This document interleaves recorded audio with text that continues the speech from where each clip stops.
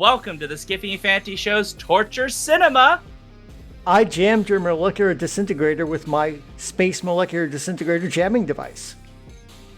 Is that a direct line from this movie? It is a direct line from this movie. It is. That's horrifying. That's horrifying. Which is how I had to do it. Ugh. Well, I'm Shaun. I'm Paul.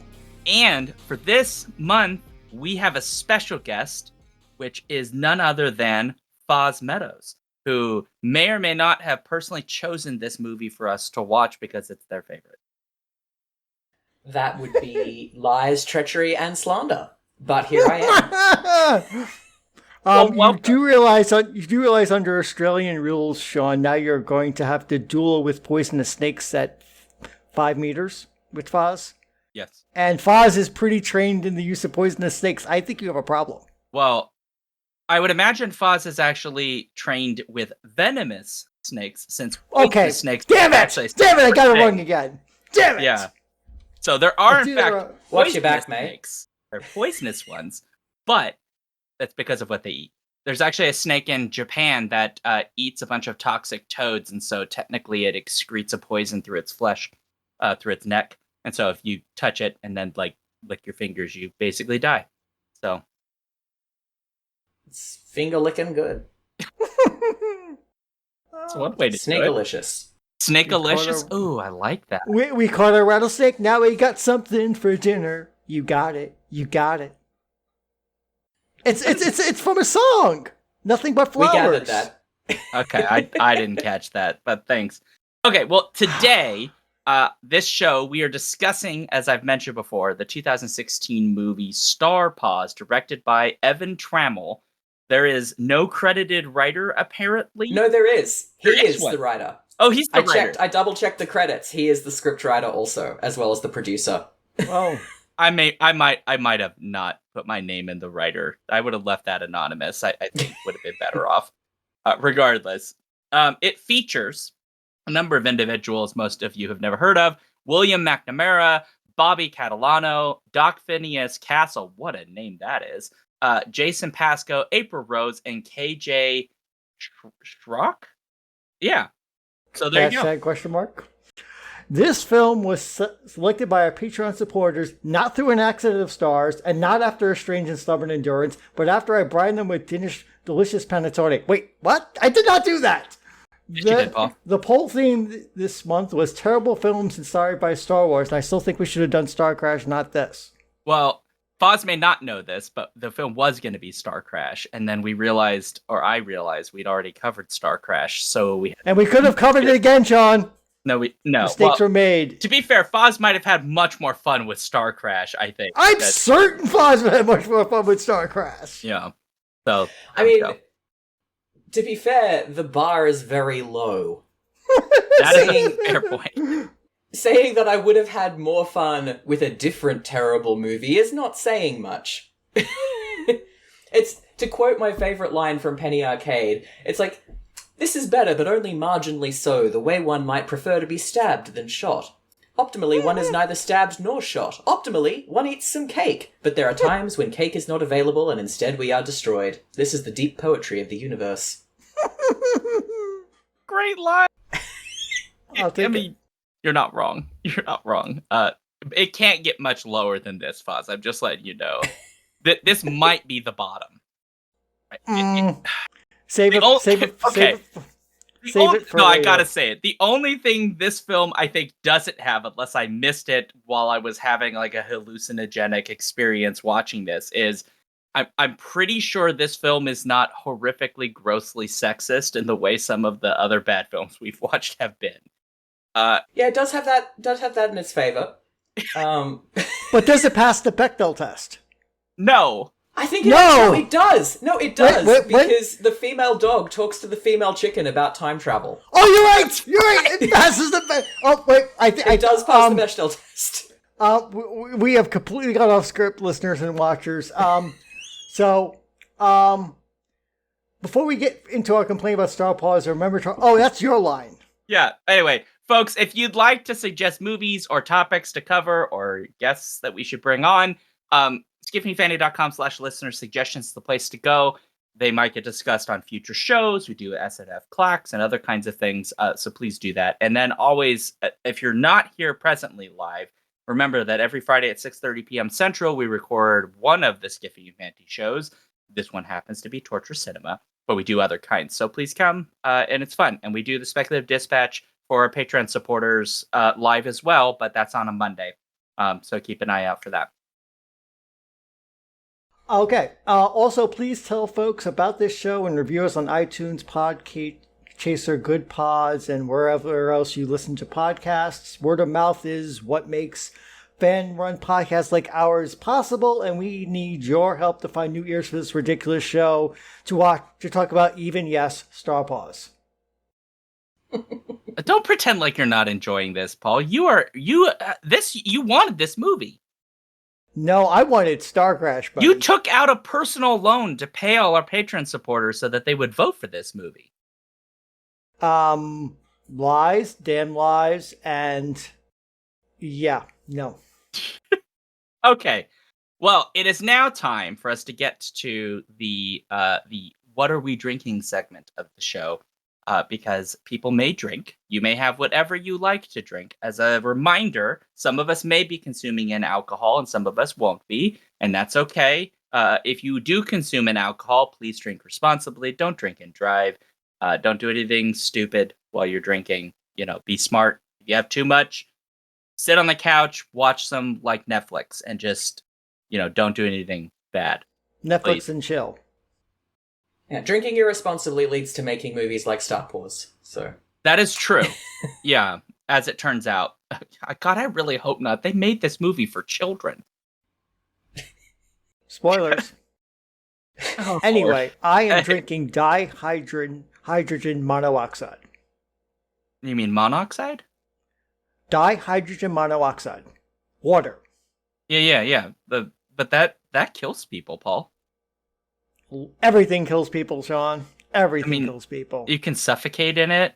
You can sometimes flood large areas. I mean, everything you drink can suffocate you.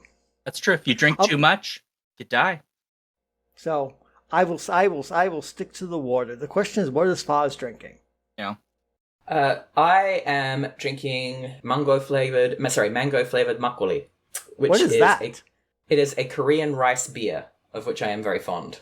Oh, I think you just got Shaun's interest. I see Shaun going, rice beer? I might be able to have that.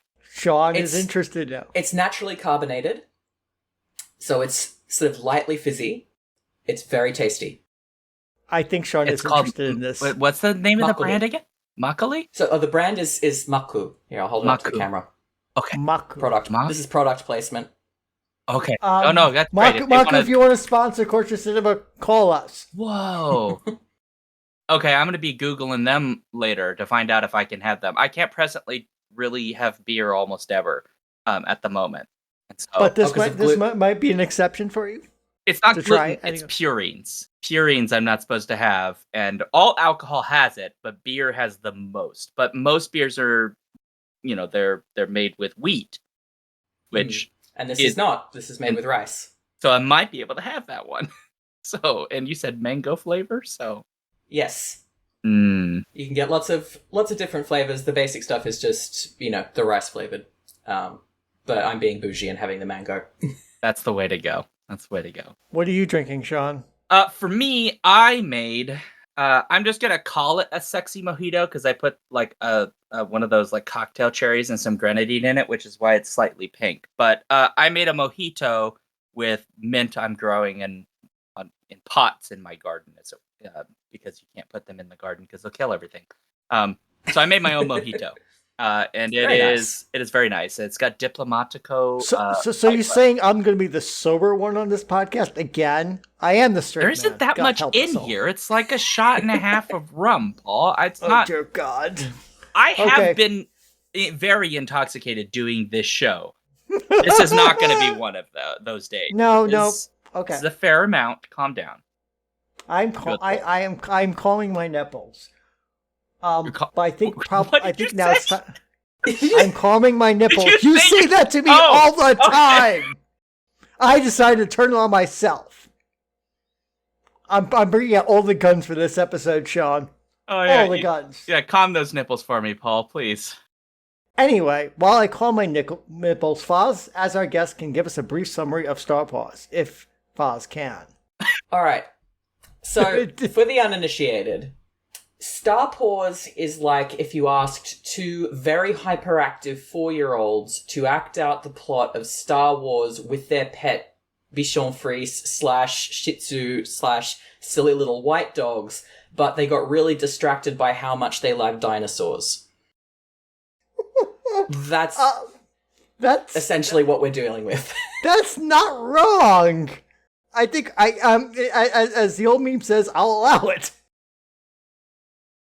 So it's a blistering mix of real footage of somebody's dogs, a very weird CGI cat, where it's clearly, like, it's not completely CGI, it's like they've taken this cat and then they've tried to make it stand on its back legs and move around with some sort of computer manipulation that looks absolutely objectively terrifying. Like, it looks like the kind of thing that you would see at the end of your bed if you were having night terrors.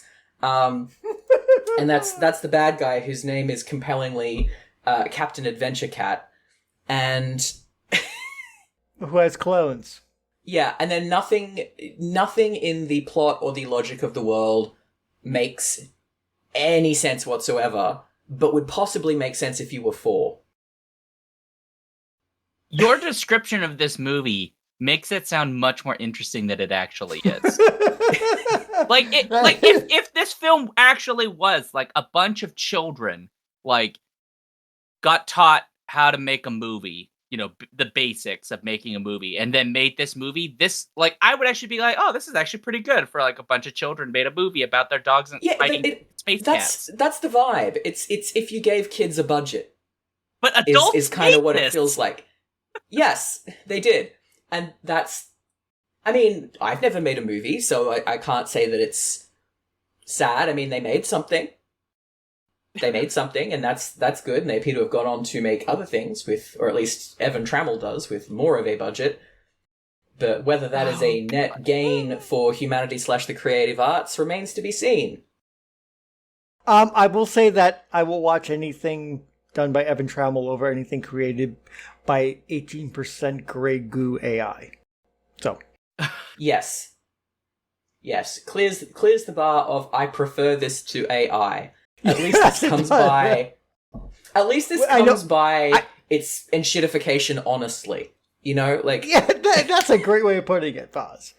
That's fair. It's terrible on an honest way. He has a film, by the way, called Quantum Supremacy, and its logline reads: "In a future threatened by rogue robots and an all-powerful AI, Captain Monroe and his crew race to prevent humanity's downfall in quantum supremacy." Oh no.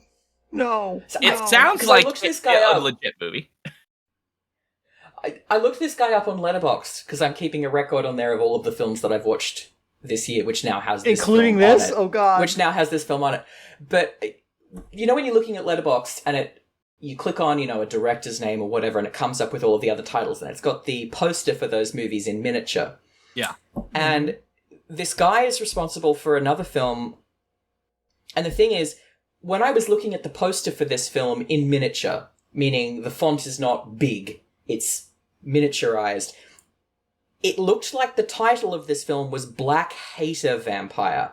And I looked at that and I was briefly horrified until I clicked in. It's actually Black Water Vampire. Yeah. But the particular font that they have chosen, if I hold it up on my phone. Oh my god, that is very bad. And particularly that's very given bad fonting. The image that they've chosen for the vampire, I was briefly like, oh my god, is this what is happening right now? It's a documentary style film. It's a mockumentary. Well, at least he tries. Yeah. I mean, I'm going to be honest. It looks like it's probably better than this film. That's not saying a lot. Again, you're dealing with a bar that's sitting on the ground in Death Valley. So, hey, you know. Look, Paul, I'm just saying. The only film I can compare this to is this is like the Kids Bop version of Tommy Wiseau's The Room. Yes. Like, that is the energy that we're dealing with here, where it is terrible, and yet there is something weirdly compelling about how terrible it is. Whereas if you're watching it with a group of people, because I watched with my family, is the thing. I wanted to watch this. I gave my 11-year-old the opportunity to watch it with me, and I said up top that it was probably going to be shit. And he was like, yeah, I'll watch that with you. And then my husband didn't want to be left out, so he was like, I will watch that. So we watched this as a family. Oh my god! As it should be. As it should be viewed. And that adds to the atmosphere. Like, I don't know if you've ever been to a movie house showing of The Room, Tommy Wiseau's The Room. But when you watch a very bad movie in company, the fact that you are all watching it together and it's shit adds something to the experience. It's like, you know, the psychological theory behind why... Sorry, this is going to seem like a non sequitur, but it's not. The psychological theory behind why Christmas cracker jokes are bad. It's because if the joke is too smart, then some people will feel alienated by it. And if it's too dumb, the same thing happens. So you've got to hit this sort of dad joke sweet spot where everybody is united by how bad the joke is. And so that's the emotion that you're all meant to feel. It's like that when you watch a bad movie together. You're all united in how bad it is. And so that becomes a cheering, enjoyable experience somehow, even though the actual film is bad. Do we want to consider that Foz's actual like for this film? Or do you have another like, Foz? We should actually translation into likes and dislikes. Is that your actual like that you watched it as a family? What? I know, I'm trying to keep this podcast on course, Shaun. Somebody has to. Nobody cares. I care. We're having fun. I liked that the dogs looked like they were having fun. The dogs looked happy, because there's like 4 dogs in the course of this movie. There's 2 silly little white dogs who I think are, not Bichon Frise, but like little Shih Tzu-y white dogs. Yeah, yeah. And whose character names are Dr. Bones and Short Stack. And the contrast between these 2 names leads me to believe that these are the actual names of these dogs in real life. Dr. Bones, played by Dr. Bones. And then they've got shots of 2 other dogs that appear throughout. One is like a red setter, and it only appears briefly, and it's like green screened in to whatever spaceship background. And then there's like General Ruff, who's a husky. And they've only got 1 clip of this husky making 1 facial expression that, again, is green screened in. And it's hilarious because the husky, as many huskies do, just looks like inherently suspicious of whatever is happening to it at this moment. Like, it's doing the husky side eye. Like, it's just... And so it didn't look unhappy, but the 2 little white dogs who are clearly owned by, I would say they are Evan Trammell, the director/writer's dogs, they're just having a fun time. They're just sitting there panting, smiling, going for a trot across some cracked ground, sitting in a box with goggles on. Like, they're having a lovely time. So I like that the dogs were happy. I mean, it doesn't seem like any animals were harmed. I don't recall in the credits whether or not they indicate that no animals were harmed, but I feel pretty confident that the animals weren't harmed. Yeah, it's not like they were... It's not like this was an Air Bud situation. But did they abuse the dogs in Air Bud? Or do you just mean because they do stunts? Well, I meant because they do stunts, but I was also thinking... I can't remember. I think it's a spin-off from the Air Bud movies where they have, like, the puppy movies. Yeah. And they do varieties of things. But I know that there was one of them where they killed, like, a substantial number of puppies in the filming of the movie. Like, not like they killed them, but they got them from their mother too young, and they all got parvo and died, and then they kept filming the movie. That's horrifying. Wow, there's a total change. Thanks, Foz. Yeah, sorry. Bringing the sad dog trivia here. Yeah. I love your expression, Shaun. I'm saying this now. We don't have a lot of films that are on our banned movie list, right? Well, there technically are, but only because they just have content that we won't cover. Like Cannibal Holocaust, like is a film we will never cover because it's just gross. Yeah. I'm putting whatever. I was right. I've looked it up. It was a film in the Air Bud. It was the 7th Air Bud movie, which was Snow Buddies. Okay, it's banned. Wait, there were 7 Air Bud movies? Wait, what? Yeah. Yeah. They did these buddies, so it's like Air Bud, and then there's the movies about the puppies, and they're like the buddies movies. There's like a Space Bud too. It's just. Oh dear God. It's banned. Yeah, it's Disney's. It's banned. Disney's it's Snow off Buddies, the table. 2008. Oh God, no. It's. Yeah, they. I can't. No. Lots of bad things happened. No, I don't need to know anymore. The fact that they we can leave it there. It's horrifying. Oh. There are like 2 layers, Foz, of like banned movies for this show. One of them is like movies that just hurt my soul because they're so bad. Like the 2019 Cats film adaptation is technically banned right now because that was like the second last movie I saw before COVID in cinemas. I'm so sorry. I'm so sorry. That was an experience. Those are words that I don't know could be accurately described for that film. And I've never seen it. I have just seen people talk about it, and I can feel pain through my computer screen. Yeah, I wrote a long review. I went and saw it with a friend who is a connoisseur of bad movies. And we went knowing it was going to be bad, and we still came out afterwards and we were like, we need to find a venue that sells alcohol immediately. And we did, and we went and drank several margaritas about it. Yep. It was wild. See, like, that's what I'm saying. It's like, there are the 2 kinds. There's the kind where people or animals were probably hurt in the production, and like, that is just, they'll never come out. And then there's like where they hurt art. And that's Shaun, we've seen some very terrible movies on this show. Yes, we have. I'm not sure Cats is worse than some of them. Paul, I want you to understand, when they released 2019 Cats, they actually killed art. Art temporarily died, had to be resuscitated after that film was. Okay, that's fair. It's like I could literally rant for an hour straight about all of the things that make me mad about Cats 2019, because it just misses the point so spectacularly in every conceivable respect. And it's the stupidest shit. It's one of those things that makes you realize that certain people in Hollywood truly do have the Naked Emperor moment, where they're doing a thing and they really just need somebody who's able to stand there and go, no, or are you insane? Or perhaps you should speak to your therapist about that. Or shut the fuck up. Like, Hollywood needs that person, but it doesn't allow that person to exist. That is not an ecological niche that exists within Hollywood. But I think it's apparently, I don't know if this is apocryphal, but I have seen it said that in Japanese companies, there's a role that you can be hired to perform, which is you are the loud American. Because it is frowned upon in Japanese culture to talk back to your boss and to tell them that their idea sucks, even though it really sucks. So you hire someone who is, their job is just to be the loud American who can tell the boss what everybody's thinking, and that's like a cultural workaround. And I feel like Hollywood needs an equivalent to that, but it can't be an American in Hollywood. I think it would have to be an Australian. So I think Hollywood needs the equivalent of that, which is the sweary Australian, to tell the American directors when to fucking stick it. Or we can do the Herodotus approach.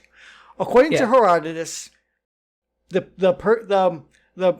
Persian king of kings and his counselors would discuss everything twice. Once while sober and once while roaring drunk. On the theory that when they were roaring drunk, they would actually tell the truth. Yeah, see, I think that the problem there is I don't think the majority of Hollywood is sober for a majority of the time. I think I'm not sure the nature of the intoxication just shifts from uppers to downers, and I don't think that's going to get you quite the same thing. Yeah, like the same truth to power. Yeah, and they're definitely on very different grades of stuff. Yeah. It was worth a try. I was thinking, like, when you were mentioning Foz, that there's this like infamous clip of Hayao Miyazaki, like talking. He's like getting a demo to him of some sort of like AI computer generated. I know exactly this clip. Yes. It's a computer generated horror zombie moving in body contortions. Yes. And he says he's talking. Well, because the full clip is he's talking about how he has a friend. I can't remember the specific disability the friend has, but I think it's like cerebral palsy or something like that. Some sort of debilitating. Palsy. Yeah. Yeah, and he's like, I strongly feel this is an insult to life itself. Yes. And he's it's like right. the most horrific. Like, I cannot imagine being in that room at that moment and being told the thing we just spent like months building is an insult to life itself. Like, that is the most horrific insult you could receive at that moment. There's nothing worse than that. My favorite Hayao Miyazaki story, though, with regard to Hollywood, and he's doubly vindicated in this because of what we now know about Harvey Weinstein. But, because it was Weinstein who released the English language version of Princess Mononoke, and he wanted to edit the film for Western audiences. And, No. Yeah, and Miyazaki was not having it. And so he sent, and I think that allegedly this was opened in a boardroom, he sent a parcel to Harvey Weinstein, and he opened it in a meeting, and it was a samurai sword, and attached to it was a note that just said, "No cuts."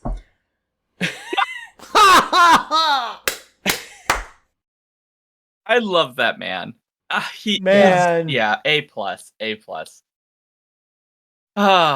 Okay, well, we'll shift back to track. So you liked that the dogs were happy. It seemed happy. I liked that the dogs were happy. Perfect. There were no actual cats, so we can't say the cats were happy because they weren't real. But yeah, they probably wouldn't have been because they all look strung out a bit in this movie. Just a bit. Well, it's one of the many great visual contradictions of this movie because it skews between very 2004 level CGI backgrounds onto which real live dogs are green screened. Yeah. Very terrible circa 2008 CGI dinosaurs. Mm-hmm. The very weird mix of real cat that has had, like, a picture of a real cat that has been somehow computerized into motion in a way that looks like an abomination. And then CGI backgrounds of again, 2003 era graphics, and then it'll cut to a scene in a lab, which is clearly just somebody's desk with some test tubes on it.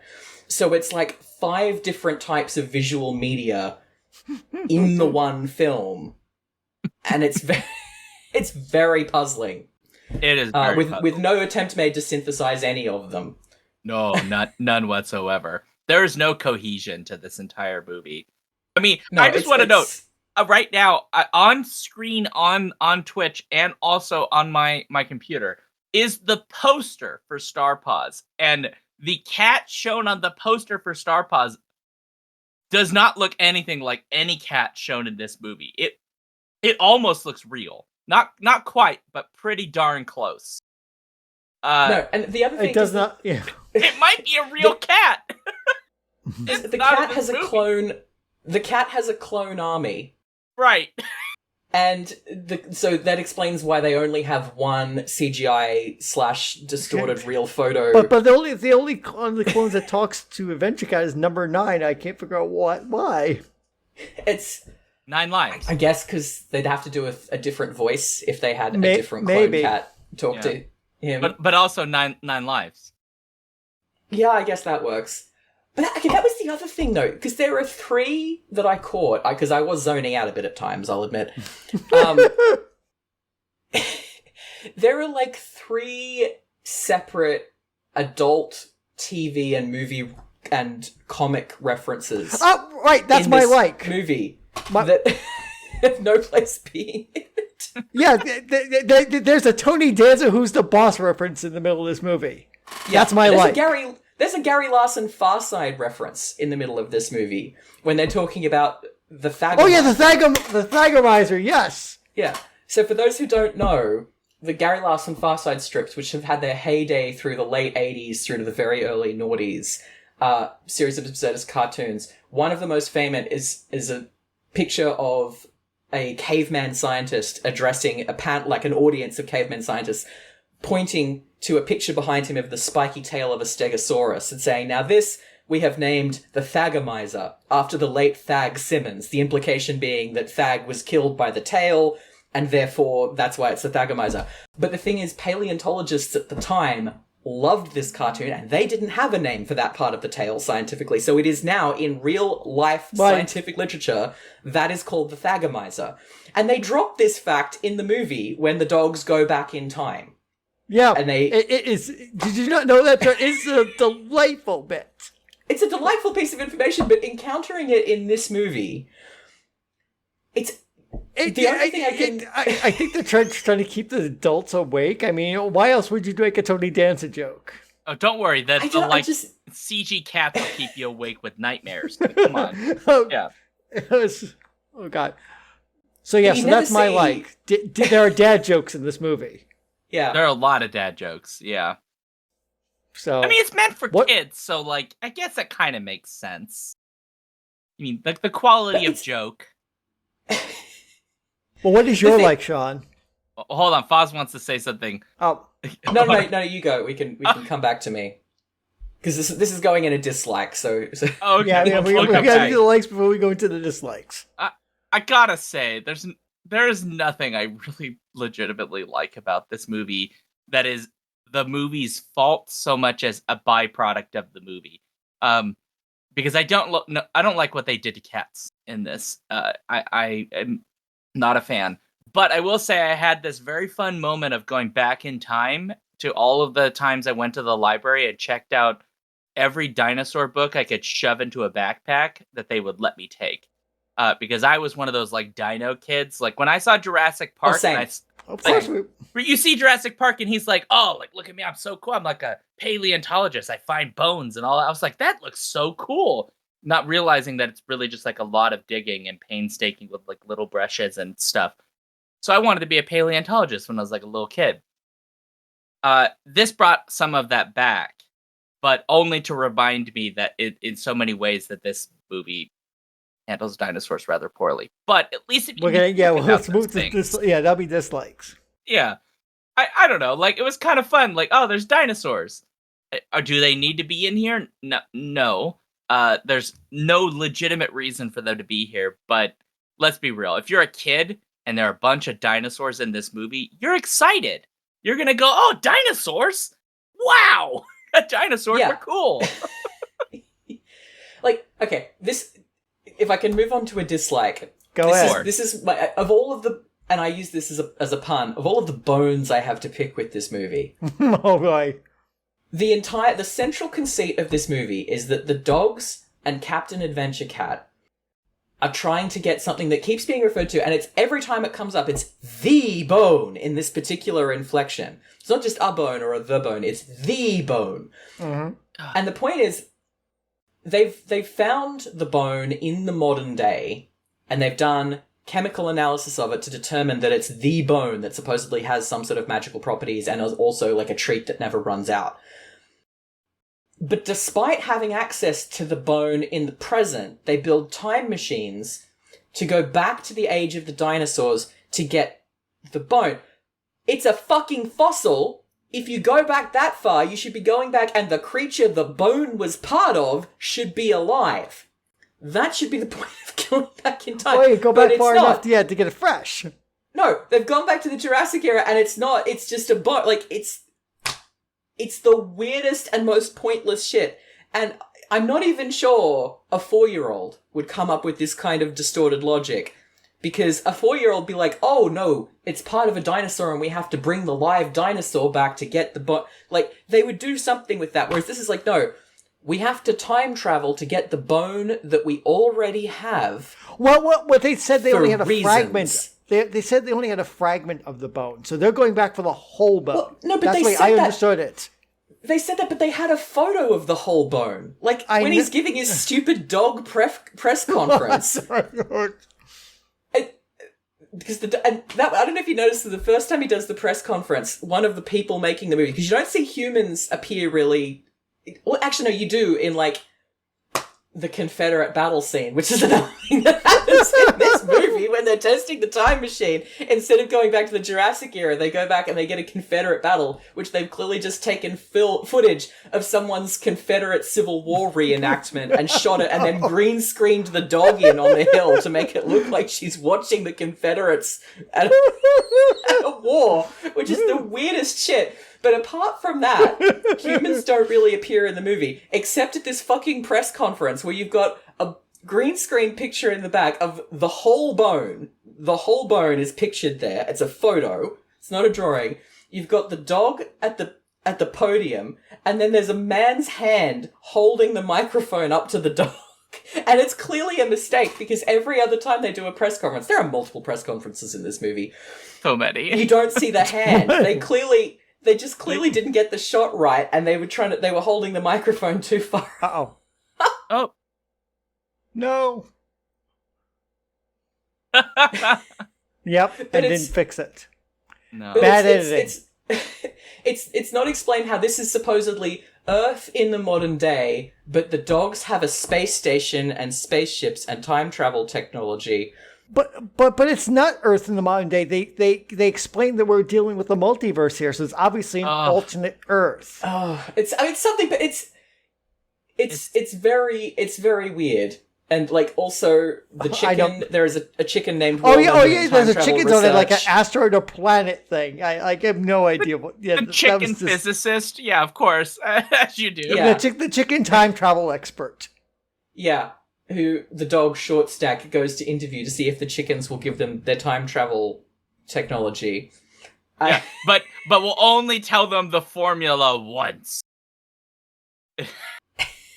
Yes, and you have to memorize it. Because you gotta have a photogenic memory or whatever. Like, it's just ridiculous. Oh Lord. Yeah, it's very. Can I point out? It's a very strange movie. It is very strange. So, like, the CGI cats that we get, right? Their mouths. Well, saying that they move is maybe not quite correct. They make motions. Yeah, they make motion. But the dogs don't get this. Because the dogs are not just the dogs. And I'm very confused. You get this voiceover, and it's just a human voice over a shot of a happy dog going... Yeah. And the voice is going, my God, we have to find a way to do time travel, while the dog's standing there going... Yeah. And that's the whole... It's also, they have a habit of switching between which dog is on screen. Yeah. So they'll show a different dog, like as a reaction shot, while the first dog's voice... But because none of the faces are moving, you can't always tell who you're meant to be listening to. Yeah. Mm-hmm. It's very confusing. Yeah. Oh, yeah. Although I do appreciate that they didn't do the classic kids movie thing of putting a pink bow on the girl dog to signify that she's a girl. That's a fair point. It does mean that the two little white dogs look virtually indistinguishable. But that's not the biggest problem this movie has, and so I'll allow it. That's a fair point. Well, then that leads us, then I think, to Paul. Oh boy, what's your dislike? Oh dear God. Okay, so I'm gonna go for it. It's because it's sitting there like a big fat pitch waiting me for the head. This is supposedly a kids movie and is supposedly trying to be educational because they're trying to teach you about dinosaurs. At one point, they even look at this dinosaur book. They spat out dinosaur facts. I mean, all the space stuff is there's nothing accurate about that. Bacon meteors, really. But they're trying to be fact. Bacon meteors are real. Then you have knowledge that NASA doesn't have, Shaun, and you should go to NASA now and share I with ate it already. I ate it, the whole thing, Paul. You ate a bacon meteor. I have questions. 6 square kilometers of bacon. I ate it all. And you know what? Here's the thing, Paul. It's vegan bacon. That's even better, I guess. Yeah. You're welcome. There's no. Anyway, moving along. Where I've lost my train of thought. This is why I'm the straight man on this show. It's like not. You're saying it's supposed to be educational, but it's not. And I know exactly where you're right. It's not educational, but it's not. And he gets some basic stuff completely and utterly wrong because they talk about ultimately we're going to go back to the Triassic period and the Permian period and I mean they're dealing with T-Rex and Triceratops that did not exist in the same time period. Yeah, so it's like T-Rex is Cretaceous and Triceratops is like Cretaceous. The sauropods they have are all late Jurassic, early Cretaceous. they're 100 million years away from T-Rex. T-Rex never ran into any of those. It's like, so go ahead. So it's just occurred to me when the scene when the dogs are reading the book about dinosaurs, they're in bed together. Surely this is some kind of workplace violation, because I don't believe it's established, like, Short Stack is working in the lab with Dr. Bones, right? They're not meant to be related. But the scene where we see the reading the dinosaur book, it's a kid's dinosaur book, and they're in bed together. And it's either like he's reading her a bedtime story, or they're somehow post-coitally reading a dinosaur book. Post-coitally reading a dinosaur. Oh my god, my brain just broke just thought about that. Oh god, I don't want to think about their sex life. Wait, I'm sorry, what? They're reading a book together. They're reading a book in bed together, Shaun. I mean, one of the ways when they read the dinosaur book, they're in bed. Dogs, yes. The dogs are in bed together when they read the dinosaur book. And I think it's meant to look like reading a bedtime story, except in the context of the movie, Short Stack is Dr. Bones' like lab assistant, so he wouldn't be reading her a bedtime story. So why are they in bed together reading a dinosaur? Obviously, they're so yes, and that would be an HR violation in most workplaces to have Dr. Bones have a superior sleeping with a subordinate. Hold on. Is Short Stack just an assistant, or is she like also a grad student then? Is this like one of those things? I think this might be like a hashtag Me Too moment. Right? Like, that's what I'm wondering. Like, is it just an HR thing where like you shouldn't be dating your coworkers, let alone your junior coworkers? Or is it also like, oh, but this is like academic science and like you're basically boning your grad students, which is not appropriate. Oh no, oh god. I don't know. There's so many different permutations of what this scene could be, and none of them are good, particularly. No, they're all ethical quagmires. I don't like it. Oh my god. No. I don't like it. It's always a weird thing when like people are like, oh, like you date your students, right? And I'm like, absolutely the fuck not. Like, are you kidding me? Like, I don't understand this. I don't get it. Like, why would you? Like, I remember being in grad school and grad students like hearing stories about them having relationships with their students. I'm just like, you're insane. You like best case scenario, you don't stay together. They move on. Everyone's happy. That's like the best case, right? But the worst case scenario is like there are lawsuits. You lose your job. You go to jail. Maybe like it's a horrible. I'm married to an academic, and so a non-zero portion of our social circle, both here and in other places we lived, has been academics and grad students. Right. And I like one of the places that we lived. One of my husband's colleagues, who was married and had 2 children, and his wife and children lived back home in Europe, and he was in a different part of Europe, and he was in the UK. And he was in his 40s, and he got into a relationship with his 21-year-old grad student and ended up divorcing his wife, and he and the grad student are now married and I believe have a child of their own. Oh, God. That's complicated. Yeah, but like this does seem to happen in academia. And I'm not saying it's in, like, consensual relationships between adult participants, even when the start of them is messy. I'm not going to unilaterally say no, all of them are bad forever. Sure, yeah. But the fact that it's a trend is the thing that's, in academia specifically, is the thing that's worrying. That's the thing that's very uncomfortable. Yeah. Yeah, it's like, if this happened here or there, and we could be like, okay, that's unorthodox, but good for you. But the specific pattern of like older professor marrying attractive young grad student is merits investigation, shall we say? I agree. And like this particular couple, as far as I know, is very happy. But when you look at just the logistics of it, you're like, that's a thing that happened. Yeah. And yet all this has come out of watching a pair of dogs read a book in bed. Because we don't understand, like, okay, we kind of get, I guess innocently, the context of this is like it's meant for kids, so they don't mean to reference that, but also like, But yeah, as I mean, adults, we're going two adult dogs in a bed together. They're not reading a bedtime story. Yeah. Probably I mean, like, not. It's possible, like, this is what happens when you apply an adult lens, or just even a basically logical lens, to something that's not meant to have logic applied to it. Because a little kid would watch that and go, oh, he's like her dad reading her a bedtime story about dinosaurs. And an adult's like, she is his lab assistant. Even if she is his daughter, she should presumably be old enough that she doesn't need a child's book about dinosaurs read to her at bedtime. So, if that's the intellectual level we're at, she shouldn't be in the lab around chemicals. Or being sent back in time. Right, Like, like being either, sent back in time. yeah, the either she's an Barbarian dress. adult or she's a child. And what we allow a child to do is very different than what we allow an adult to do. Yeah, so it's like, if she's a child, she shouldn't be in the lab, and if she's an adult, she shouldn't be in the bed. Like, Yep. That's Oh my god, that's so good. That's a great point. Whoa, we've destroyed Yep. this film. This film can't recover now. It wasn't exactly on strong footing beforehand, Shaun. It Shaun, was do you on- have a dislike, it was on Shaun? stilts made out of pool noodles before. It was, Little stilts.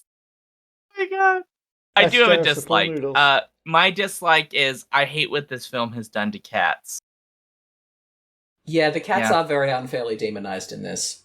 His name is Captain Adventure Cat. I just want to be clear. It's not like, Zorkon the Mighty or some vaguely, pulpy kind of bad guy name. It's Captain Adventure Cat. And yet the cat we get is this cat that, like, CG monster cat from your nightmares that looks like he's strung out on some sort of drug Some sort- kind. Yeah, some variant of catnip. Catnip, I mean, okay, like, if they've been, like, brewing it in a lab in the basement, maybe. Right? Meth This catnip. cat is so horrifying looking, and all cats are just automatically evil. And, like, I get it's meant for kids, and, like, haha, funny, cats and dogs don't get along, right? But, like, for me, it's a weird experience, because my cat doesn't like other cats, but every dog my cat has interacted with that at least has been calm enough to interact with him on equal footing, he's gotten along with. So my cat acts more like a dog than a cat, and also likes dogs more than cats. So, like, the idea that cats and dogs don't like each other is already absurd to me, because I'm living with a cat that prefers dogs to other cats. And then you make this, like, cracked out, drug addict, cat that's, like, needs to be in rehab as your, like, default, but then give him a name that's confusing. Like, why isn't he like Zorkon the Mighty, or like Captain Adventure Bulgrap? Cat sounds like the name of a hero, and Dr. Right. Bones sounds like the name of a villain. Like, objectively, Yeah. that's what that's at. But the thing I think is funny about the Adventure Cat thing, because they're not using a real cat, and I love that they were clearly able to get at least two other dogs to just sit still long enough to take footage of the dog standing there blue stealing at the camera to, like, green screen it. They clearly either did not have access to a cat or could not be bothered to get access to a cat, or conversely had access to a cat but it wouldn't sit still long enough for them to get the necessary footage to green screen in a loop. And I think personally that's the most likely scenario, that the cat they had access to was like, fuck this, and would not sit still. But it means that because of how unreal the cat is, it only makes sense visually, to the very limited extent that it makes sense at all, in front of a CGI spaceship background. But the plot involves the cat coming to the past and interacting with the dinosaurs and doing all this stuff. But because they've put the CGI dinosaurs over real Earth backdrops, you can't have the cat walking around like this on its back fucking legs, because it would, they can't have the cat interact with the dogs at all, because the dogs are real dogs and the cat is not a real dog. So anytime that the dogs are talking to the dinosaurs, it's like, shot of the dinosaur, shot of the dogs. You can't put them next to each other. Right. So you can't have the cat next to anyone either, because they're in three distinct categories of visual creature. Although my son did point out at one point when we were watching, I missed this, as did my husband, but when they're talking to the dinosaurs at one point, you can see a road in the background. The bit of scenery that they've chosen to put the dinosaurs in for the Jurassic period, there's a fucking road in the background. I mean, which is just hysterical. It's a dirt cheap movie. They didn't spend much on this. Yeah. And yet it still has a 5.4 out of 10 on Rotten Tomatoes. I want to know what other movies have a score lower than a 5.4 that had $1 million budgets. Name a shit movie. I'm going to look this up on my phone. Name a shit movie that was made relatively recently, or just like that you know exists. Well, Cats 2019. Birdemic. Birdemic. Oh, yeah. There you go. Sorry, Julia. Still hate that movie, Julia. Julia Rios loves the movie. Birdemic, oh my god, okay. Yeah. What score do you think on IMDb? So this movie, Star Paws on IMDb, has 5.4. What score on IMDb do you think Cats 2019 has? Oh, that's even better, Shaun. It's sub 2. It's 2.8. No way! No way! It's a 2.8. It's at 2.8. Birdemic. Shock and Terror. Birdemic. No. No, for Cats 2019. No, the Cats 2019. Oh my Cats god, I was 2019. about to lose my mind. Cats 2019 has 2.8 on IMDb compared to Star Paws, which has 5.4. And frankly, I think that's a piece of trivia worth knowing. What's the movie that you keep saying, Dimmick? Birdemic. Birdemic. It has a 1.7. It has a 1.7. Birdemic. It's not Shock good. And terror. It's so bad. Shock and terror. Yeah, that has a 1.7 on IMDb. Yeah. That's amazing. Hang on. Something comparable, because I seem to recall that there was a Cats and Dogs movie, like one of those Disney things. 2001, there was a Cats and Dogs movie, yes. Where Cats basically and Dogs, 2001, which by the way, stars the vocal tones of Alec Baldwin, Tobey Maguire, and Jeff Goldblum. And Sean Hayes. Yeah, and again, it's cats are evil and dogs are trying to save the world movie. Yeah, It's even got Michael Clark Duncan in it. Yeah, and it has an IMDb score of 5.2. Okay. What? Well, okay. I have just clicked on the IMDb page, and the trailer snapshot that it shows me is also of a CG cat that is. I'm pretty sure I'm not going to sleep well tonight. That is a horrifying image. But I want to compare the numbers because the Cats and Dogs movie, that's 5.2 from 62,697 votes. So how many votes does Star Paws have? Because as we all know, when you're buying something on Amazon, you look at the number of reviews as well as the rating. If it's got 100% but it's got 2 reviews, you trust that less than something that's got 20,000 reviews but is a 3.9, right? Yeah. That's fair. So Star Paws... Oh. How many? Hit How many? it. 8, 9. It's 9. It's 84. Are you kidding? 84 people! Only 84 people! 84 people. But... Oh dear God. 84 people, only 84 people rated this thing. But they rated it high, relatively. Well, oh God. Jesus. Jesus Christ. Why are we doing it on live, Shaun? But I think one suspects that Evan Trammell might possibly have sock puppeted a few of these reviews. Because Very there's possible. a large number of 10s that are dragging up the ranking from where it should natively sit. There's no way. There's no way. Literally, the first review I see says, I don't hate it. 10 out of 10 rating from somebody called Dash Costello. This movie is plainly just really fantastic. The script is fantastic and is really emotionally powerful. Also, it is directed by one of the greatest people in modern cinematography, Evan Trammell. The voice acting is also fantastic and really nicely done. For some reason, this movie has been received poorly, but ignore those haters. This movie is a must-watch. Oh my god. Yeah, it's not real. My That's god. not a real Oh my review. god. Oh no. I do want to note that when you mentioned, Paul, the cats versus dogs movie, I decided to pull it up on IMDb because I was curious. And it's a trilogy of films. There are I didn't realize in this series. I didn't realize it was a trilogy. Yeah. I remember The the first one is my Cats and Dogs. The second is Cats and Dogs: The Revenge of Kitty. He's got Kitty Calpone? Kitty Galore.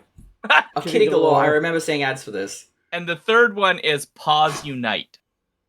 Well, I've only seen the first one because my late friend Scott was a fan of the movie, so we watched it regularly. Also his daughter, so we watched it a lot.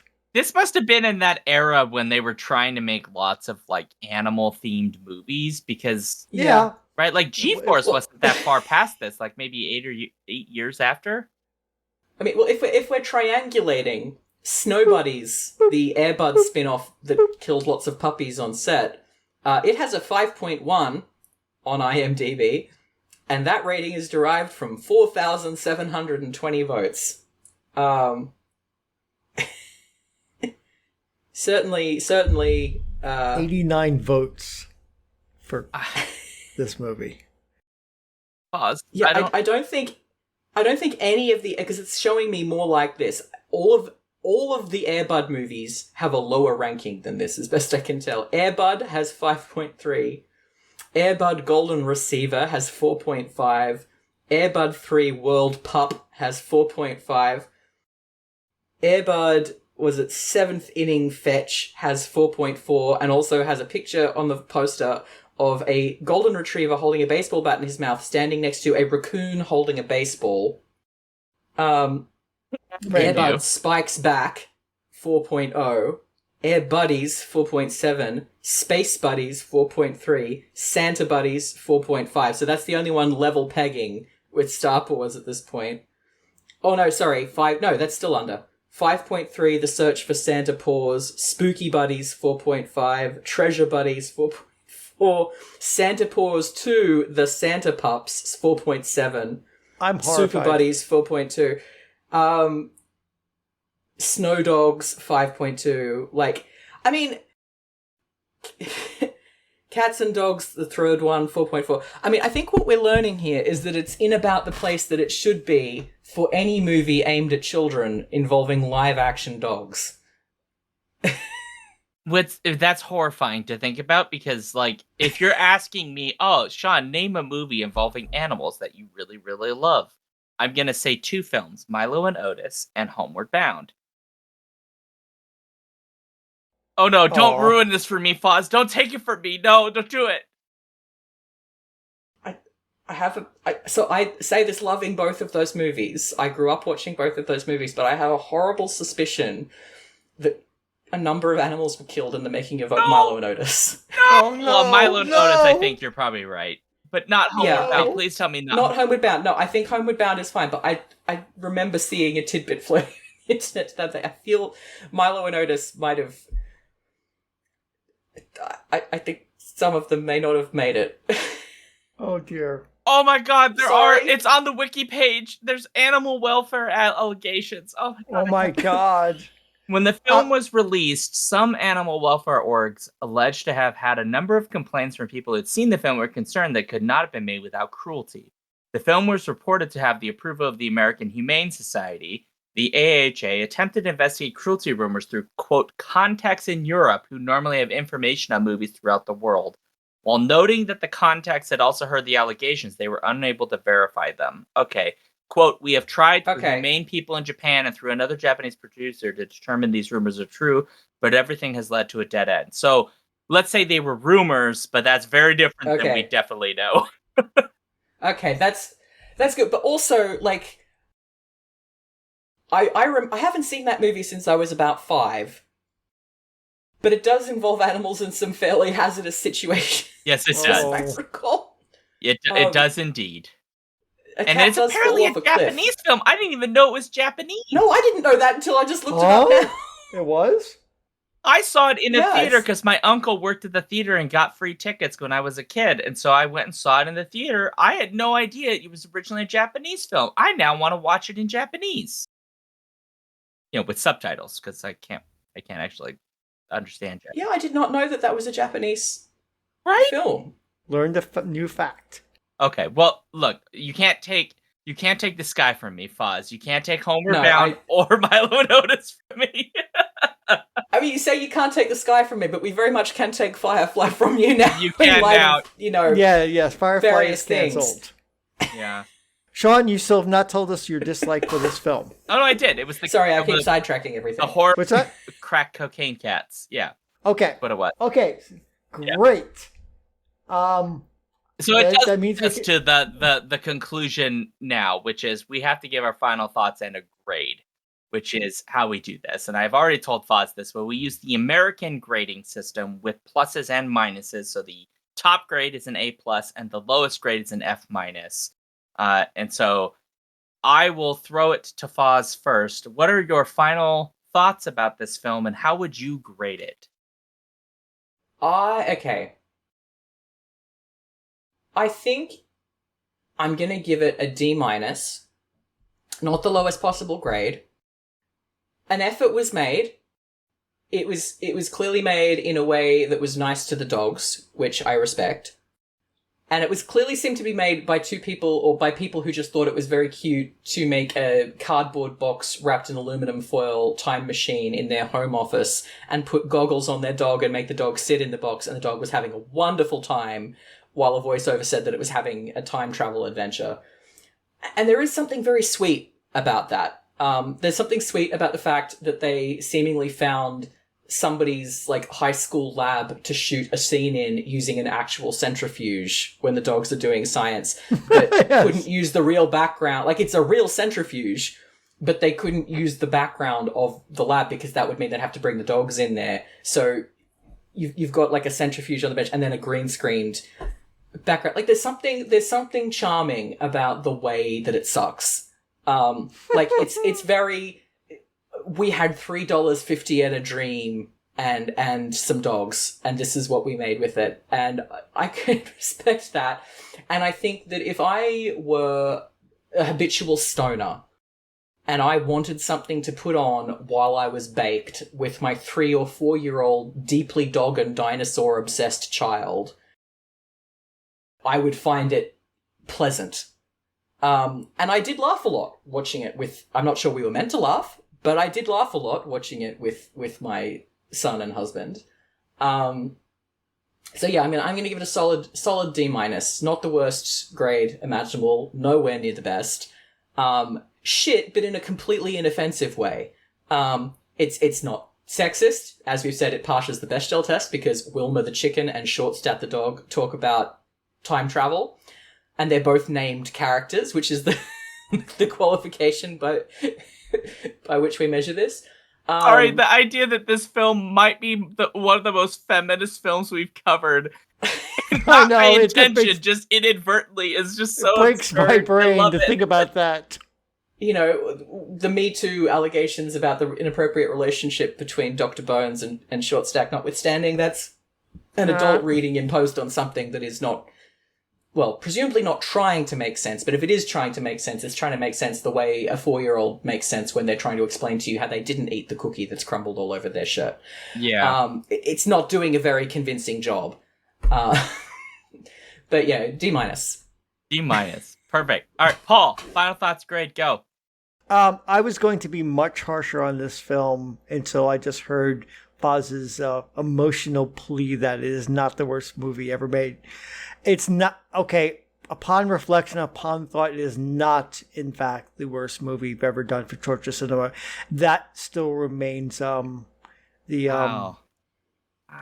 whatchamacallit. I've green screened my brain. It's it's one of the Ernest movies that we did. That's Ernest Saves Christmas. That remains the worst movie I've ever seen, and the movie only movie I've given it on this show I've given an F minus to. This movie is not as bad as that. I mean, it's terrible. Its production values are awful. I don't know what they're doing with the cats. But on the other hand, It's science is pants. It's trying to teach stuff and can't even get basic facts right about time periods or anything. On the other hand, it passes the Bechdel test. And there is something very oddly sweet about this, as Foz pointed out. So I am going to follow Foz's suit and be very nice to this film. Nicer than it deserves. I'm going to give it a D-. Wow. Okay. Well. Okay, Shaun, that's you. I'm not going to be that nice. I don't know that I could watch this movie again. And I think that's most torture cinema films, well, Shaun. No, there are several torture cinema films I have watched multiple times. Sometimes multiple times for the episode. I've done that this is not too, one of them. But yeah, but this is one that I don't think I would watch again, and that makes it hard because I think that Foz has made some great points. Paul, you've made some great points, and yet, if you asked me, would I willingly, without payment, watch this movie again? I would tell you no. And that leads me into maybe a little bit meaner territory because I just find it. I think, like, I agree with you, Foz. Like, if you were kind of stoned, you could probably have some fun with this.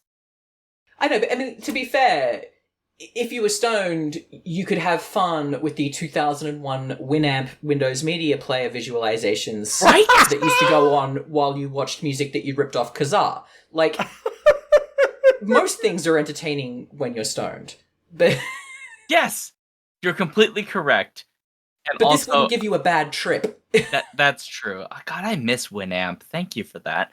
Winamp was such a good program, man. What happened to that? Anyway, look, for me, it's an F. Okay, streaming killed it. Well, streaming did kill it, but this is an F for me. It's just, I hate what they've done to cats. I hate the like horrific, demonic, like cocaine-induced CG. I don't like the plot. This movie could have been 20 minutes long. And, yes, it could have been. Yeah. And I think if it was 20 minutes and it was like a vaguely educational, cute thing with dogs, I think I'd be like, it's like a bee. It's fine. But it's something you're watching on YouTube for 20 minutes and you're done. I can understand that. Like throw some like, what is it? Papa Shark, Daddy Shark, whatever the shark song is at the end. Like throw that at the end. I think we'd be fine. But it's the actual song was not unlistenable. There's a theme song to this that plays in the opening and ending credits. That has nothing to do with the song and is with the movie and is just like it's not good. Attempting to be like a chill club song somehow. It's very it's definitely not meant for a kids movie. Isn't it like I'm Gonna Get You is the theme song? Like I'm gonna get you. God. It's very weird. Also, it's just before we close it, I just remembered there's a plot point in this where Dr. Bones gets mad that Captain Adventure Cat knows that he's making a time machine. He's been giving press conferences about the time machine. Everyone knows you're making a fucking time machine because you keep telling everyone at a press conference, I'm making a time machine. And then Captain Adventure Cat is like, aha, I know that you're making a time machine. And he's like, how do you know that I'm making a time machine? Bitch, you just told everyone. Multiple times. Also, we thought Adventure Cat died in that explosion for the bacon asteroid. Where is it? I mean, Adventure Cat's in this giant spaceship. Like, you didn't know the giant cat spaceship running around the universe? Like, come on. You didn't know Adventure Cat was around? What's a giant cat spaceship then? Yeah. It doesn't have any logic to the movie. Shaun, we come up to an average of an F+. Really? I do the math for these things. Well, that's one of my roles. Oh, okay. Well, it's like an F++, basically. Yeah, it's like an F++. All right. It's a Bart Simpson grade. It's a Bart Simpson grade. Yeah, it's perfect. Great. That guy never graduated high school, right? Didn't get to high school. I think canonically, like, when they show glimpses of Simpsons in the future, I think he gets, like, a job in construction. Kind of makes sense for Bart. I get it. Yeah, that's a career path that I could kind of buy for Bart Simpson. Like, I think he'd enjoy construction. I mean, right? Like, I don't know. Yeah, like, I could see it. It's astonishing to me that they kept Homer at the nuclear plant as long as they did, because that guy should not have the power to blow up an entire city.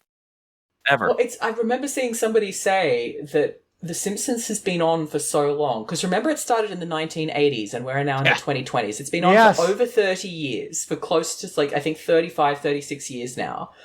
The Simpsons has been on TV so long that Homer having a union-protected job and being able to be the single breadwinner for a family of 5 has gone from being a default American, like, everyman experience to a position of unimaginable luxury. Mm-hmm. To the point where like, some of the recent Simpsons episodes, which I haven't watched, I don't know who the fuck is watching new Simpsons episodes, but there must be have somebody. actually lampooned it.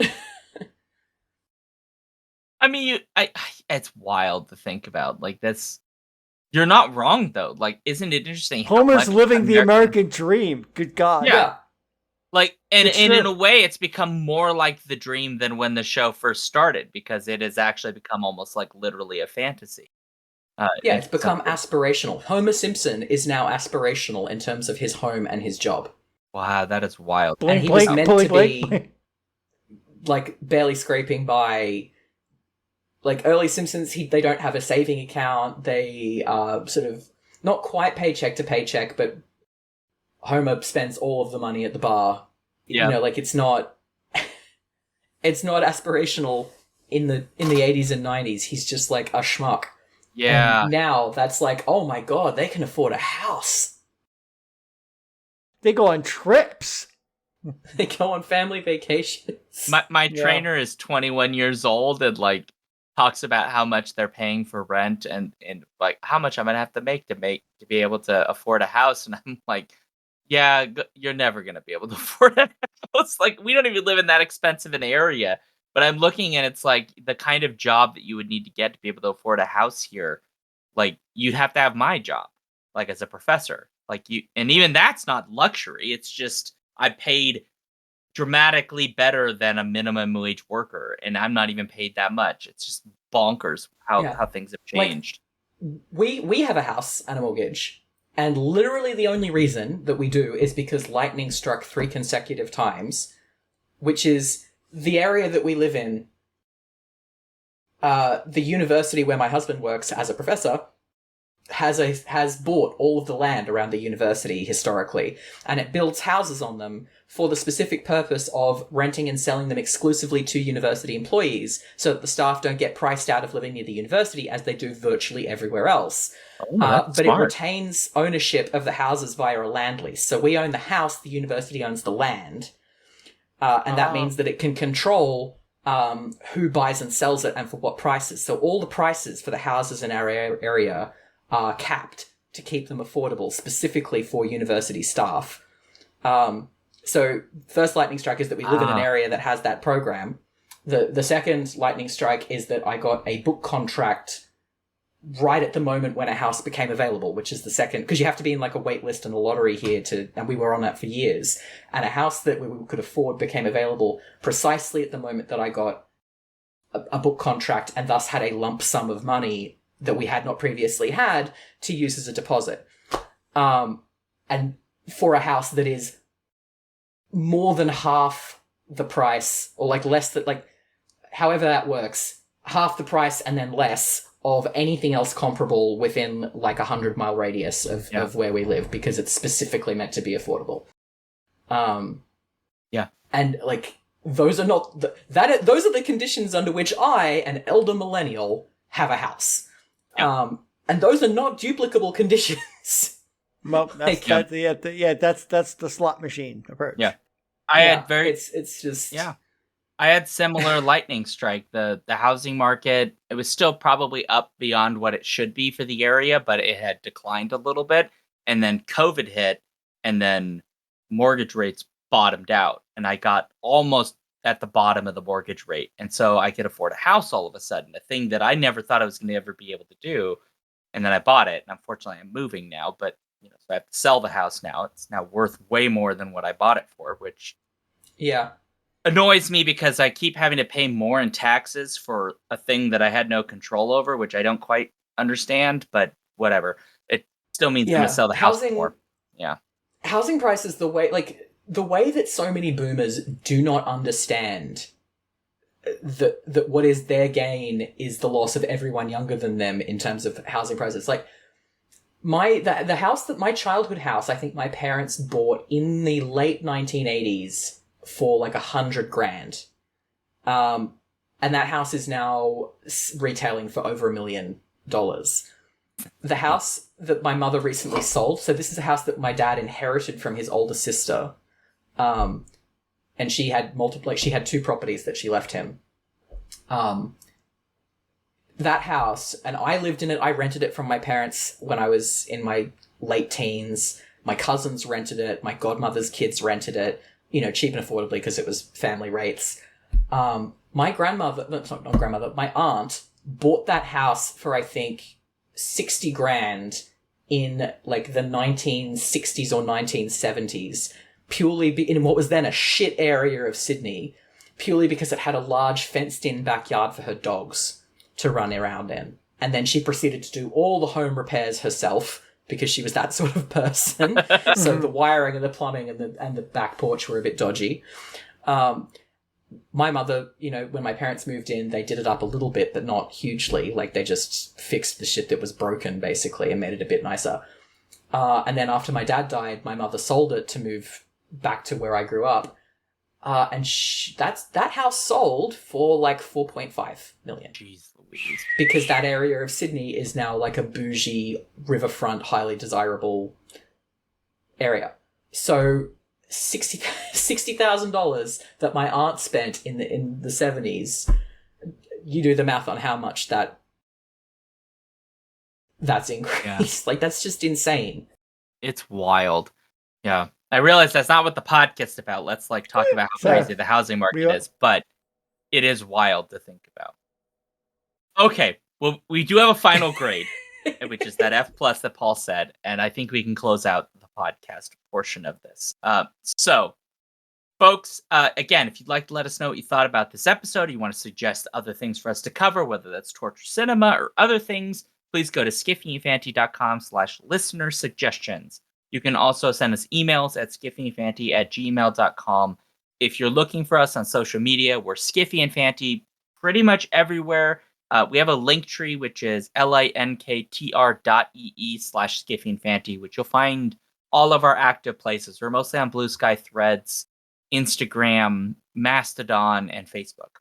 So if you want to find us there, that's where you can find us. We have a newsletter. We have all kinds of stuff. And if you love the show, patreon.com/skiffyinfanty if you want us to give us all your money. For me, I'm at ShaunDuke.net. I am here at Alphabet Streams on Twitch, which is also where the Skiffy Fantasy Show does every Friday at 6:30 p.m. Central. I'm here Tuesdays, Thursdays at 7 p.m. Central. I have other things, but my link tree is /ShaunDuke, so you can find me in all kinds of places.